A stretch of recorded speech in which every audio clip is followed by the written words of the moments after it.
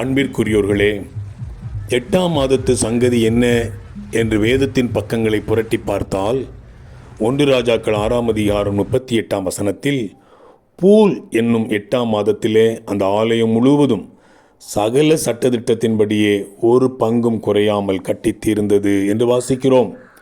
Solomon ராஜா சர்வ வல்லமையுள்ள தேவனுக்கு மிகப்பெரிய ஆலயம் ஒன்றை கட்டி முடித்த செயலை இந்த வசனம் விவரிக்கிறது.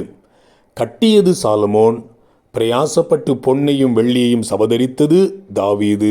ஆனால் சட்டதிட்டங்கள் ஆண்டவருடையது. நமக்கு ஒரு பொறுப்போ அல்லது பதவியோ அமையலாம். இதில் நம் இஷ்டப்படியோ நம் வசதிப்படியோ செயல்பட வசதியில்லை. ஆண்டவருடைய சட்டதிட்டத்தின்படியே செயல்பட வேண்டியதுள்ளது. 1 கொரிந்தியர் 3:16 சொல்லுகிறது, நீங்கள் தேவனுடைய ஆலயமாய் இருக்கிறீர்கள் என்றும் தேவனுடைய ஆவி உங்களில் வாசமாய் இருக்கிறார் என்றும் அறியாதிருக்கிறீர்களா? எபேசியர் 2ஆம் அதிகாரம் 22ஆம் வசனம், அவர் மேல் நீங்களும் ஆவியினாலே தேவனுடைய வாசஸ்தலமாக கூட்டி கட்டப்பட்டு வருகிறீர்கள் என்பதாக. சத்தியம் என்ன?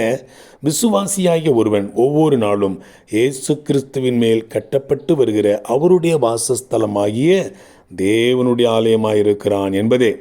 இந்த 8ஆம் மாதத்திலே சகல சட்டதிட்டத்தின்படியேயும் ஒரு பங்கும் குறையாமல் தேவனுடைய ஆலயமாகிய நான் கட்டப்பட வேண்டுமே என்ற வாஞ்சையுடன் நடைபோடுவோம். ஒரு பங்கும் குறையாமல் கட்டப்படுவோம். வாழ்த்துக்களுடன் ஜார்ஜ்.